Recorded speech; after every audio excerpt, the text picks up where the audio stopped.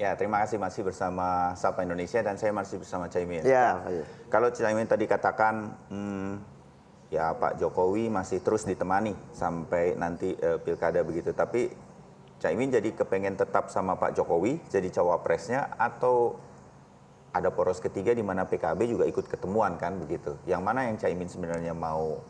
ya tentu kita berusaha sekuat tenaga untuk bisa tetap bareng bersama Pak Jokowi. Karena kita sudah berpengalaman selama 5 tahun bersama-sama. Ya. Kemudian sangat bagus kalau bisa dilanjutkan 2019. Tapi tentu proses politik akan berlangsung sampai kira-kira Juni atau Juli 2018 ini. Ya. Di situ ada kristalisasi, apakah poros tengah masih mungkin relevan untuk muncul atau cukup 2 poros. Saya kira politik itu semua kemungkinan bisa terjadi. Sampai detik-detik Sampai terakhir. detik terakhir. Ibaratnya begini kata kiai saya, kalau pendaftaran itu tanggal 4, sesuatu yang peristiwa terjadi hari ini belum tentu sama dengan tanggal 4 Agustus. Ya, atau tanggal itu. 3 Agustusnya Bisa terjadi perubahan. Iya, jadi kita akan lihat saja. Iya, banyak pilkada, pilpres ditentukan di saat-saat terakhir. Tapi pertemuan kemarin yang konon kabarnya diprakarsai oleh PAN begitu, Ya. menurut Caimin di mana PKB juga hadir, ada mengerucut yang positif. Oke, ini akan terjadi poros ketiga atau enggak kalau kita boleh tahu? Ya pada posisinya adalah penjajakan ya, komunikasi rintisan saja yang belum ada follow up sama sekali. Ya. Tapi sebagai dinamika politik ya kita menghormati, berkomunikasi dengan partai lain, dialog dengan partai yang mengajak, dan ketemu ketua umum semua partai. Saya habis ini melakukan safari ke semua ketua umum partai juga. Sebagai wakil ketua MPR yang baru tentu saya harus meminta dukungan semua partai-partai politik. Yang kedua tentu sebagai bagian dari menjaga agar dinamika demokrasi kita ini tidak overheated ya. Tidak terlalu panas gitu ya, tentu silaturahmi, komunikasi menjadi sangat penting. Oke, nah komunikasi nih yang nanti penting. Cak, kalau saya jadi anggota atau kader PKB tentu saya senang dan ikut semangat begitu untuk mendukung Caimin menjadi cawapres.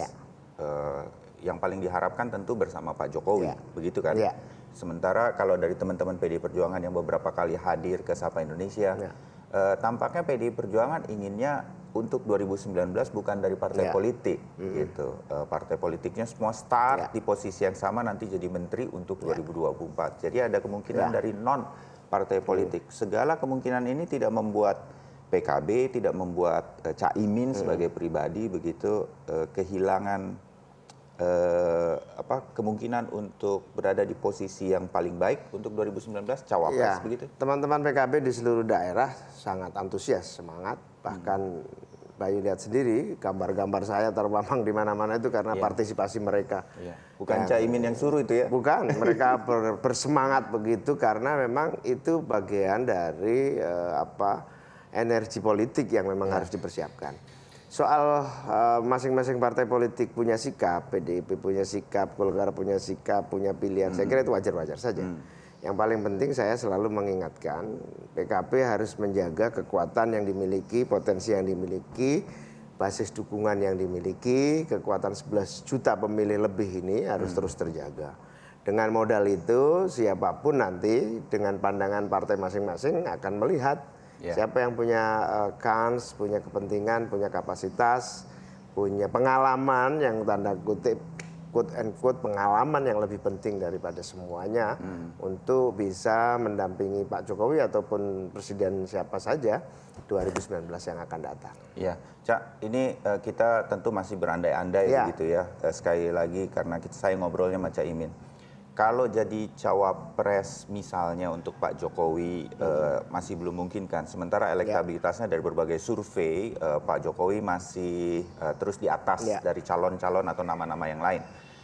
Kan strategisnya begitu, oke kita tetap bersama Pak Jokowi, apapun itu. Nggak apa-apa cawapres, tapi menteri itu juga nggak apa-apa, atau gimana Cak? Itu dalam bayangan pada saat ini ya, karena bisa berubah seperti ya, saya sebagai pendukung pemerintah dan pendukung Pak Jokowi tentu akan berusaha sekuat tenaga mensukseskan Pak Jokowi.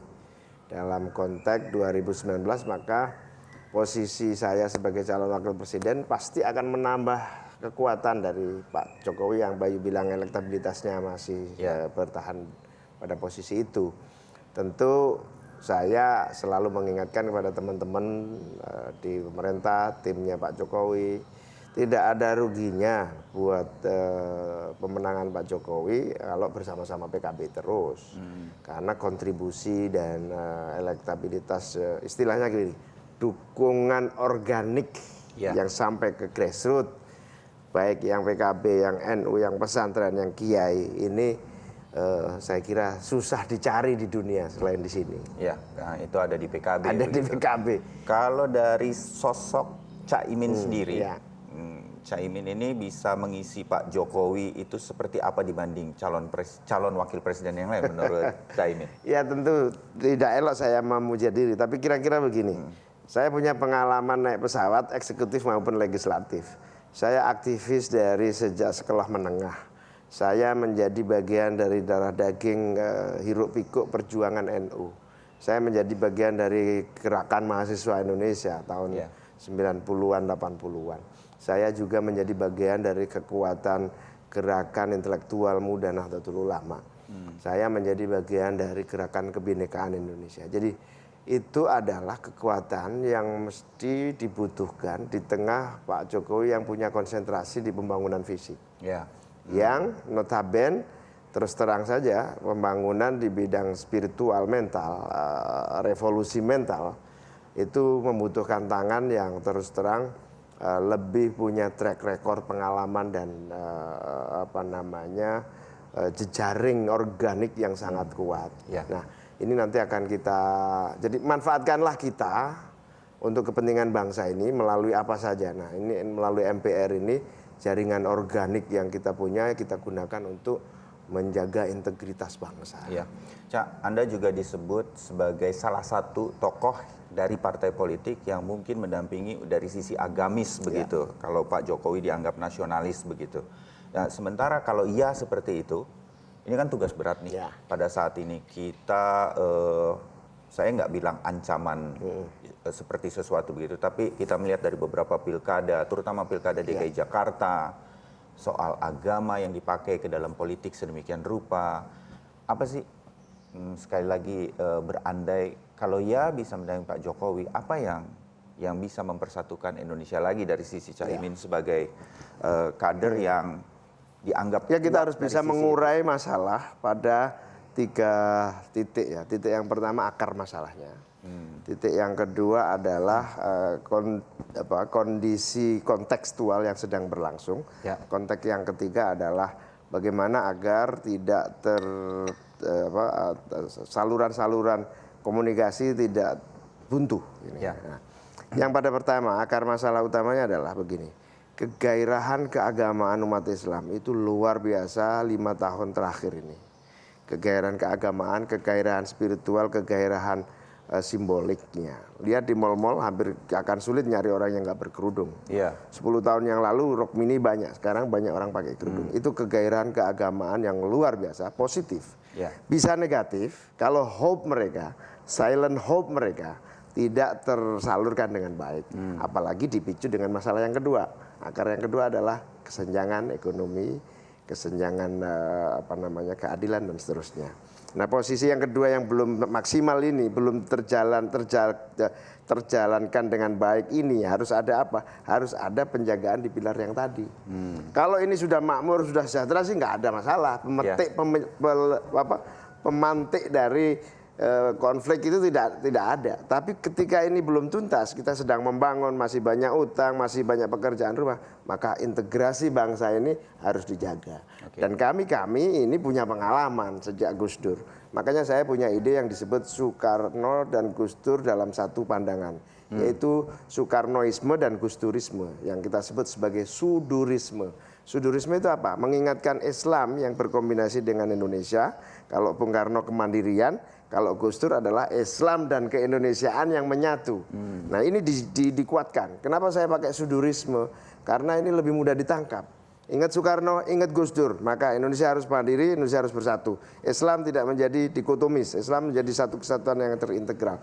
Sudurisme itu bahasa Arab, sudur itu dada. Oh, itu di dalam dada. ada Arabnya ya. Dada itu apa? Harga diri. Dada itu apa? Mandiri. Dada itu apa? Hati nurani. Dada itu apa? Kemandirian. Oke. Nah, sudurisme itu cara pandang yang cepat untuk agar ingat Bung Karno yang menjadi negara anti kolonialisme yang sekarang katanya semua serba impor itu. Ya. Nah, ingat Gus Dur katanya ancaman integrasi SARA yang perpecahan berwujud ancaman terhadap integrasi bangsa melalui SARA. Nah, dua hal ini mempermudah kita agar bangsa ini cepat keluar dari hiruk pikuk yang tentu sangat berkepanjangan dan itu ya silahkan saja kalau kiai-kiai bilang kalau tidak ada NU dan PKB maka pekerjaan akan semakin rumit dan kita siap melaksanakan. Ya, terbayang itu dan saya makin yakin mendengarkan ini semua. Saya aja yakin. Saya nggak tahu kalau Pak Jokowi pagi ini mendengarkan Caimin.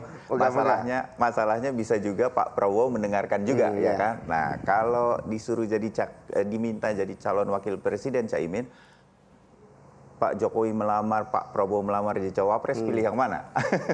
Pak Jokowi sampai hari ini yang satu-satunya calon presiden yang sudah declare, yang jelas mau maju. Sementara Pak Prabowo kita tunggu-tunggu, malah lebih dulu declare saya sebagai wakil presiden dibanding Pak Prabowo sebagai calon presiden. Tentu saya akan berusaha sekuat tenaga untuk bisa bersama-sama Pak Jokowi. Tapi takdir nanti kita tunggu, apakah kita tetap bersama Pak Jokowi atau bersama Pak Prabowo. Siapapun tidak tahu. Indonesia dan kita semua bekerja untuk Indonesia, tidak tahu takdirnya melalui pintu mana. Iya, sampai detik-detik terakhir menjelang Agustus nanti pendaftaran. Caimin, terima kasih. Kalau saya sih secara pribadi merasa ingin mendoakan Caimin sehat. Amin. Dan kemudian dengan pembicaraan pagi hari ini, pemirsa Sapa Indonesia juga mendengarkan. Amin, terima kasih. Caimin harus jadi the next leader untuk Indonesia. Amin. Terima kasih Caimin. Ngobrol-ngobrolnya kita ketemu lain waktu. Semoga lancar pagi hari ini semua jadi pemirsa wakil ketua. kita harapkan dari seluruh tanah air. Iya, dan semoga semua lancar untuk wakil ketua MPR-nya dan segala sesuatunya. Makasih. Assalamualaikum warahmatullahi wabarakatuh, Caimin. Waalaikumsalam warahmatullahi wabarakatuh. Nah, itu tadi perbincangan saya, Anda sudah dapat gambarannya. Salah satu kandidat calon wakil presiden yang menurut saya kita sudah dengar secara cukup detail. Kalau dia jadi wakil presiden, dia akan seperti apa dan bagaimana. Dan mudah-mudahan Anda mendapatkan wawasannya juga untuk pilkada dan juga pilpres tahun depan.